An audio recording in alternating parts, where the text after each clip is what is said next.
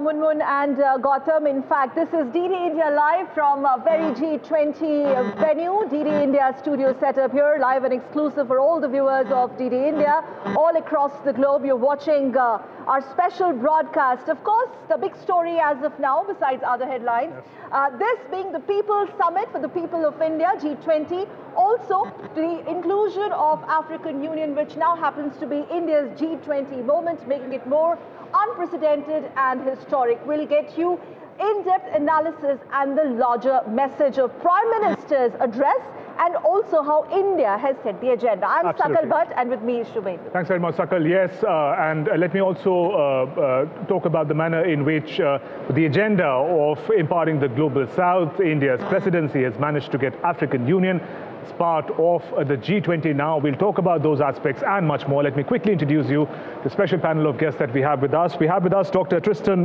Naylor, expert in international summits and diplomacy from University of Cambridge. We also have with us Professor Sriram Cholia, international affairs expert. Dr. Naylor, first question about the big news that came in about the inclusion of African Union. How does that set the stage for the G20 Leaders Summit from here on? Well, it's a big moment with which to open the summit. This is the first time that this group, since it was founded, admitted formally a new member, and not just any member, the African Union. This is now the second largest group after the EU that is a part of this forum, and this greatly increases the legitimacy of the G20 as a truly, or at least a more truly, global forum. So it's a exciting way to begin this summit, and it's certainly a significant accomplishment already for the Indian presidency. We must tell the viewers of DD India that Dr. Naylor is not only from Cambridge, but he's considered a widely acclaimed G20 specialist. And having you in our studio is such an honor for us, but from you we also want to understand what does this really do to India's stage, and not only the inclusion of African Union, but the way India has gone about its presidency and the larger agenda, which by the way ranges from people-centric approach to climate, to economic and financial parameters, to reforms in multilateral agencies, etc. Well, that's very kind of you to say those things. Indeed, I've been coming to these summits now for well over a decade. Okay. And year after year, I see each of the summits, how they're a little bit different from one another, how they're very often exactly the same as one another. But this summit for India this weekend is an enormous moment. This summit is about India's status on the world stage. It communicates not only that India belongs around the top table of global governance, but it is meant to communicate to the world that India has the ability to lead at that top table. And we'll see how the rest of the weekend goes, but so far already the inclusion of the African Union is a significant achievement. Right, and Dr. Naylor, help us understand from the larger context of summits in G20 in particular, how does it enable the presidency, the countries closely associated with the leadership, to also elevate their own stature in the world? What kind of relationship is there between the summit and the presidency? Well, one of the unique things, or near unique things about the G20 is it is a leader-driven process. And so, in the case this year, this places the Indian Prime Minister at the center of everything, and that is incredible power in international affairs. It's the ability to get leaders to come to you.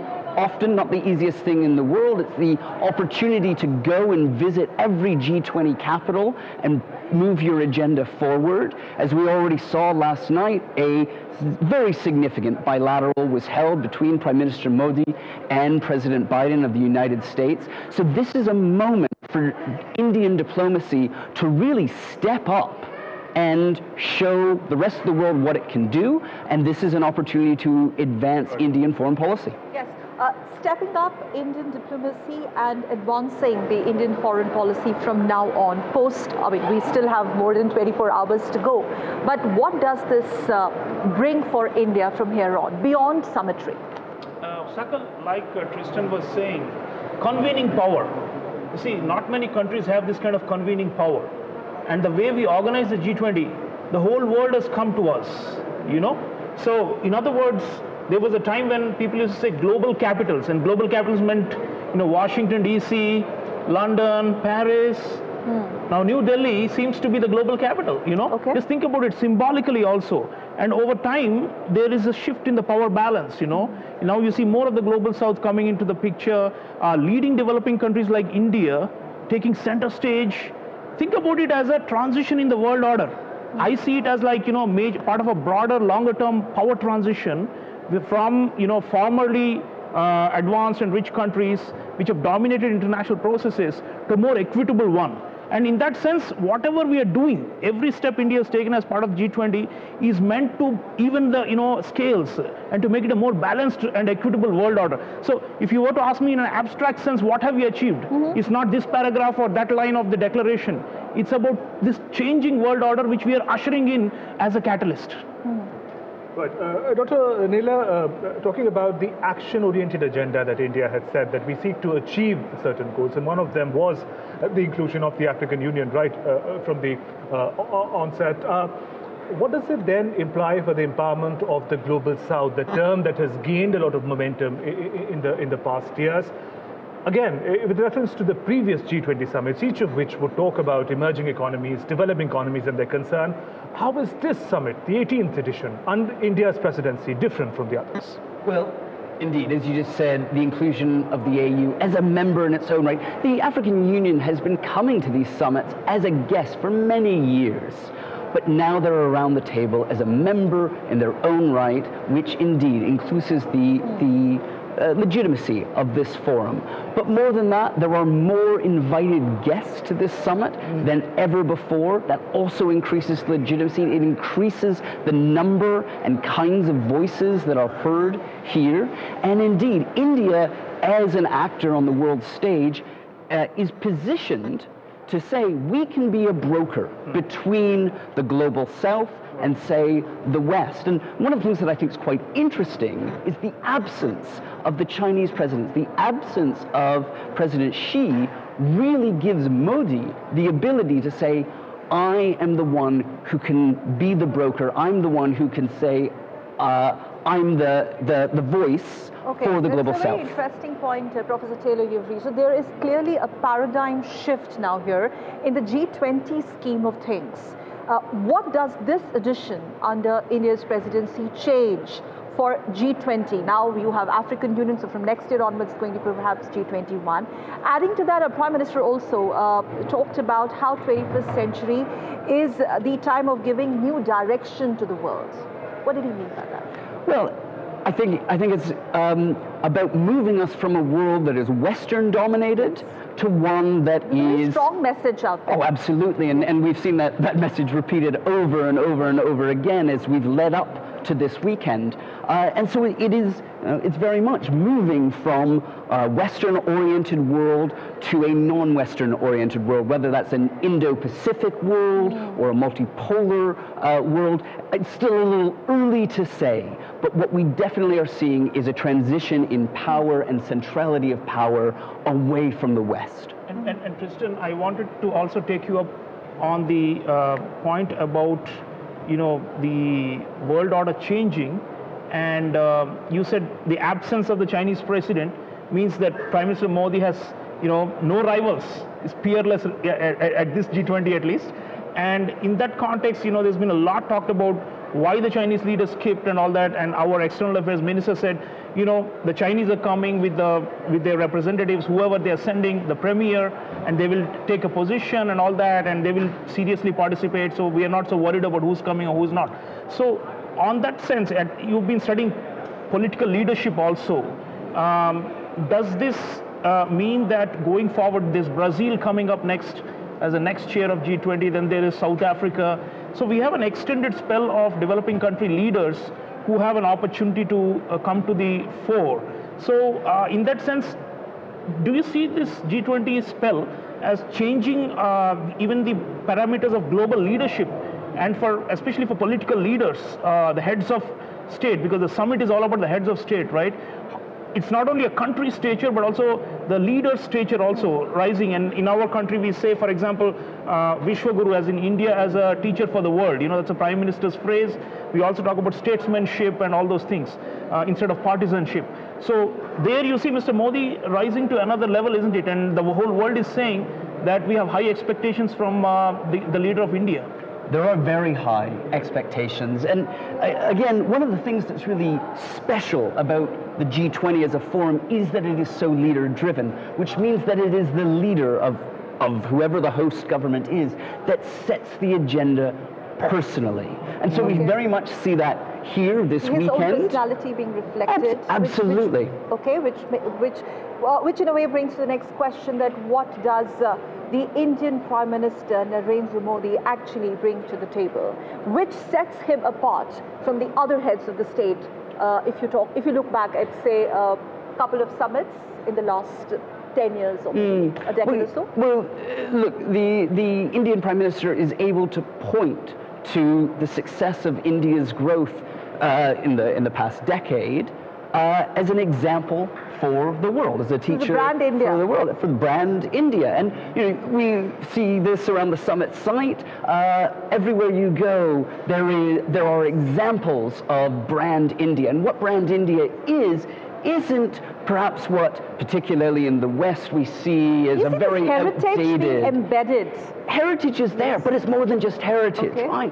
There's financial inclusion. There's the digitalization of everything that we see here. We see so many examples of electrification and the ability to integrate green growth meaningfully into every aspect of our lives. So that is quite unique in a demonstrable way.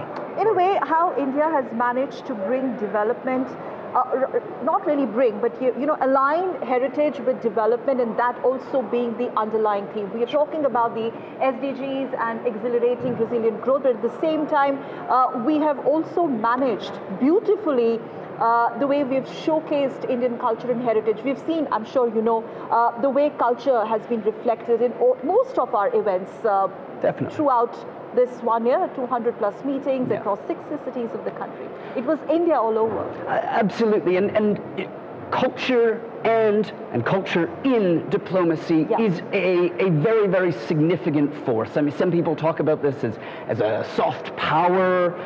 There are lots of different ways that you can talk about it. But what matters, I think, and what's significant is the ability to blend culture and perhaps more traditional understandings of a place and a people with ideas about the future, about where we are heading, not just as a country, but as a world. Right. Dr. Neela, one of the ways in which one can evaluate any presidency, India's presidency as well, is not only what we're able to achieve in this term, but also the manner in which we are able to objectively diagnose what is wrong with the world order at present. And Prime Minister, in his opening remarks, uses the word trust deficit at the heart of the world order. What do you make of it? Well, look, there is unquestionably a trust deficit in the world right now. We find ourselves in a geopolitical moment of crisis like we haven't seen in a very, very long time. One after the other. Well, absolutely. I think one of the things that is a great challenge for the G20 as a whole, and certainly for the Indian Prime Minister,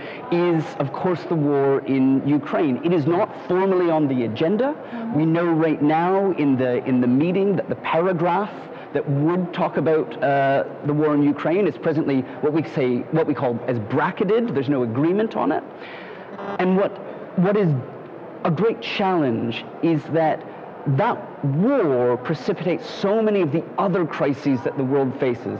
Rising inflation, global food insecurity. Energy security, absolutely. Financial crises, humanitarian crises. Absolutely. Yeah. And yet this is an issue, this is the hot topic. This is the tragedy of the moment that isn't formally being discussed in the room. And that's a great challenge of diplomacy, but one of, I think, the highlights is that we are being able, we're seeing it discussed on the sidelines. Okay, but that's not be all end all of it all. Like, there is a bigger agenda besides Russia-Ukraine crisis. Yeah, of course, things are all interconnected. India has, as a presidency chair, managed to navigate through this. Yeah, no, it's an interconnected world, no doubt, and complexity of issues. One is related to the other, no doubt about it. But we are trying to, compartmentalize to the extent possible, depoliticize issues and get some agenda done. I think that is the main message. And I think the focus on development helps to do that, because everybody loves this term development. It's like a catch-all term that nobody can say that we have any objections to it, right? So that's why Prime Minister and human-centric globalization, we tried to, even the key phrases of this Indian G20 presidency have been designed in such a way that it's universal and unanimous, at least in principle. Everybody agrees that these are desirable outcomes and desirable ends and goals, right? Once you set those as the desirable outcomes and goals, then it's a matter of nitty-gritty as to what you want to see under such and such thematic area or issue. So we've tried, even at the level of framing of the G20, in a very universal values-based framing, and I think that is going to help us ultimately achieve the outcome. Right, Dr. Naylor, given that you so closely study the G20 summits, give us a sort of comparison of the G20 last year under Indonesia's leadership and G20 this year under India's presidency. And I say it because many of the core issues that really divided the people last year are also issues, whether it's the pandemic or the ongoing conflict in the Ukraine. Last year, India played an important role in building up consensus. What are the challenges that India faces as a president and as far as the Delhi Declaration is concerned? So one of the great concerns I have about the state of the world in which we find ourselves right now is that actually not much has really changed from last year. Exactly as you say, we're still living downwind of the pandemic. We still find ourselves in the midst of war in Ukraine. Indeed, India was key last year in brokering a consensus communique document at the end of the summit. Whether or not the Prime Minister and the Indian delegation this weekend will be able to pull that trick again, I mean, I'm hopeful, I'm optimistic still, but not much has changed. And this speaks to sort of this present moment that we find ourselves in the world in which there is stasis. If there is movement, in some ways we're sort of moving backwards.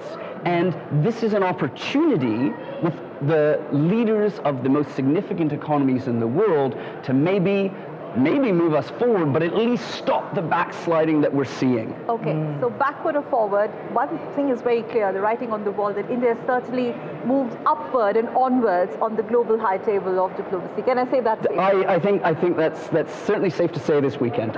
All right, thank you very much, Professor Naylor, for joining us on this special broadcast, DD India Live from our G20 venue here, DD India studio setup. I quickly thank Professor Cholya also. As of now, we're not going to let you go, but it's I think time to throw it back to our DD studios.